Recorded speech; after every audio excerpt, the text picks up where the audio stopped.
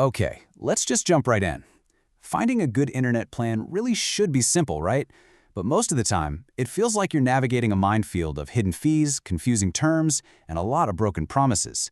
Today, we're going to cut through all that noise to give you the ultimate guide to the best internet in America. And this right here, this is pretty much a national mood. This Reddit comment just perfectly captures that feeling of frustration. You move to a new place, you're excited, and then bam, you hit the ISP wall. It feels like there should be tons of choices, but for most of us, there just aren't. And yeah, that frustration, it's got a price tag. Our analysis of over 150 plans shows the average American household is paying around $78 a month for internet once you factor in all those, lovely equipment rental fees. So if your bill is higher than this, you are definitely not alone. But hey, you might be overpaying. But here's the good news. It might feel like a maze, but it is not impossible. There is a path to faster, cheaper, more reliable internet. So how do we find it? Well, in this explainer, we're going to walk that path together, step by step.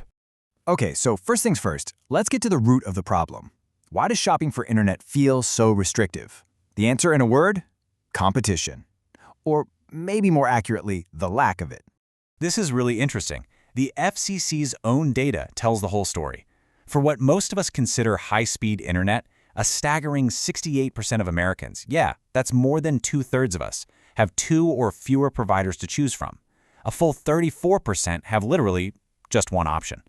This creates these little regional monopolies where, let's be honest, companies don't have a whole lot of incentive to lower prices or get better.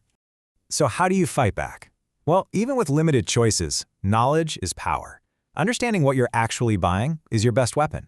So let's decode the different kinds of internet connections, because the tech behind your Wi-Fi, it makes a huge difference.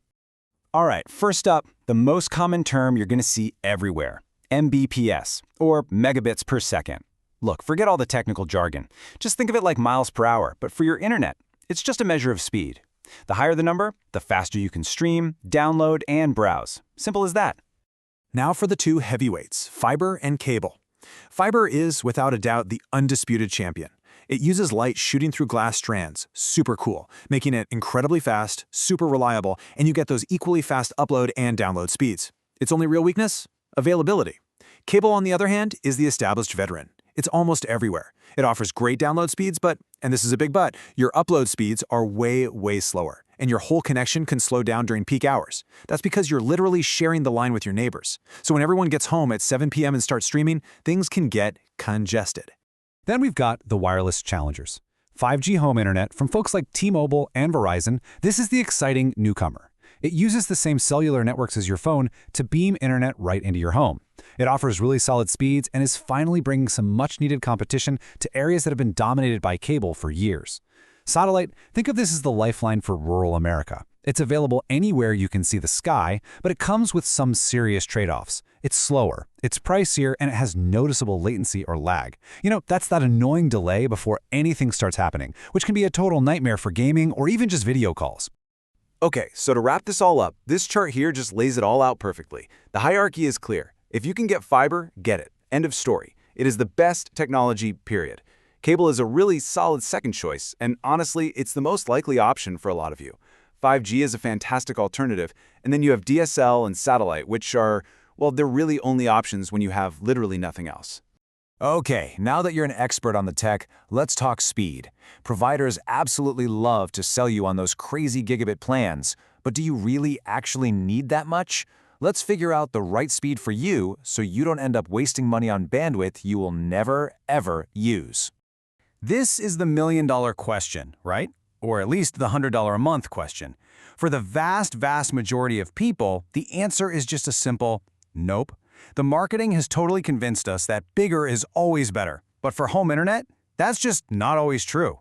Here's a much more realistic guide. For 1 or 2 people, you're just browsing, streaming some Netflix, 100 to 300 Mbps is more than enough. For a family of 4 with multiple devices, 4K TVs, maybe someone's working from home, that 300 to 500 Mbps range, that's the sweet spot. A really good rule of thumb is to just aim for about 100 Mbps per person. That's it.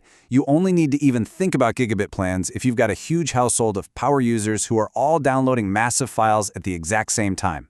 And hey, don't forget about upload speed. This is where fiber's symmetrical speeds become a total game changer. If you're on a lot of video calls for work, or you're uploading huge files to the cloud, or maybe you're a streamer on Twitch, that fast upload speed is what gives you that super smooth, buffer-free experience.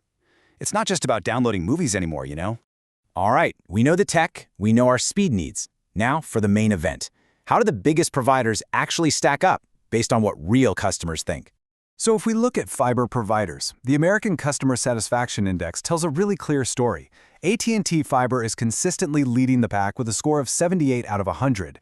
It's followed super closely by the other two giants in the space, Google Fiber and Verizon Fios, both tied at 76. The big takeaway here? Fiber customers are generally the happiest customers. No surprise there. Now let's look at the non-fiber world. And check this out. T-Mobile's 5G home internet actually ties AT&T Fiber with a satisfaction score of 78, and Verizon's 5G service is right on its heels at 77. This is a huge deal. It shows that these new wireless options aren't just, good enough. Customers are actually loving them. And then you have Spectrum, a major cable provider, coming in at a respectable 71. So, after weighing all the evidence, the speed, the value, and especially that top-tier customer satisfaction score, the title for Best Fiber Provider goes to AT&T Fiber. It just checks all the most important boxes for most people who can get it. But listen, the best provider in the country might not be available at your front door. So, let's wrap this all up with a simple, actionable strategy you can use right now to find the absolute best deal for you.